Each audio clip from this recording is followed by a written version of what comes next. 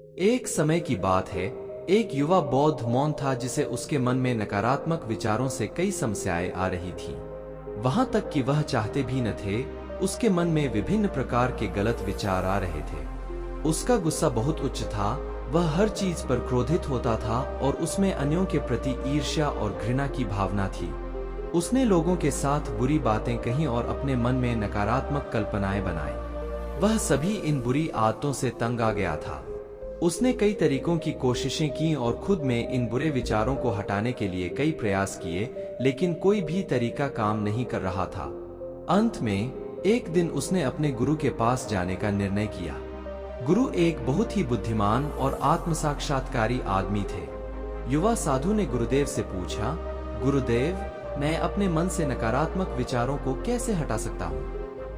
गुरुदेव ने कहा कि नकारात्मक विचार ऐसे बादल हैं जो स्पष्ट आसमान को मिटा देते हैं। अगर तुम एक स्पष्ट आसमान देखना चाहते हो तो इन बादलों को हटाना होगा। तो अगर तुम अपने मन से नकारात्मक विचारों को हटाना चाहते हो तो सबसे पहले तुम्हें अपने नकारात्मक विचारों की वजह की पहचान करनी होगी और इसे नष्ट करना होगा।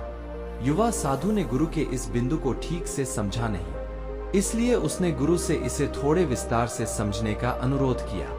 तब शिक्षक ने अपने शिष्य को एक कहानी सुनाने का निर्णय किया। एक बार एक आदमी एक जंगल से गुजर रहा था जब उसने रास्ते पर एक सांप देखा। सांप को देखकर व्यक्ति डर गया और वहां से दौड़ने लगा। जैसे ही उसने दौड़ना शुरू किया, उसका पैर पत्थर से मिला और वह गिर गया। उसने खुद को बहुत बुरी तरह से चोट पहुंचाई। जब वह उठा और पीछे देखा तो उसने देखा कि यह सांप नहीं बल्कि एक सांप की आकृति का एक टुकड़ा रास्ते पर पड़ा हुआ था। उसको देखकर व्यक्ति ने समझा कि उसके चोट का कारण सांप नहीं बल्कि उसका भय और नकारात्मक विचार थे। उसकी चोट का कारण वह आत्मा थी। यह कहानी समाप्त होते ही गुरु ने युवा साधु को बताया कि इस कहानी के अनुसार मन के नकारात्मक विचार इस कहानी के सांप की तरह हैं, जो तुम्हारी समस्या का मूल कारण नहीं है, बल्कि तुम्हारे नकारात्मक विचारों का कारण अनदेखी भावनाएं और अतीत के हिस्से हैं, जो नकारात्मक विचार और क्रोध के रूप में सामने आते हैं। इसलिए अगर तुम अपने मन से नकारात्मक विचारों को हटाना चाहते हो तो इसका मूल कारण पहचानना और नष्ट करना होगा। अब इस कहानी को हमारे जीवन में कैसे लागू कर सकते हैं? यहाँ कुछ व्यावसायिक सुझाव हैं। पहला है सावधानी से अभ्यास करना। अपने विचारों और भावनाओं की जागरूकता बनाए रखें। देखें कि आप में क्या हो रहा है और आप चारों ओर के घटनाओं को कैसे प्रसंस्कृत कर रहे हैं। अपने मन में जो भी नकारात्मक विचार उत्पन्न होते हैं, उनके मूल का पता लगाने का प्रयास करें। दूसरा है अपने अतीत के बुरे स्मृतियों और घटनाओं को स्वीकार करना और खुद को और दूसरों को क्षमा करना। तीसरा है कृतज्ञ रहना। अपने जीवन के सकारात्मक पहलुओं पर ध्यान केंद्रित करें और उसके लिए ब्रह्मांड का आभारी रहें। कृतज्ञता व्यक्तित्वता को सुधारती है और हमारे अंदर से नकारात्मक भावनाओं को हटा देती है।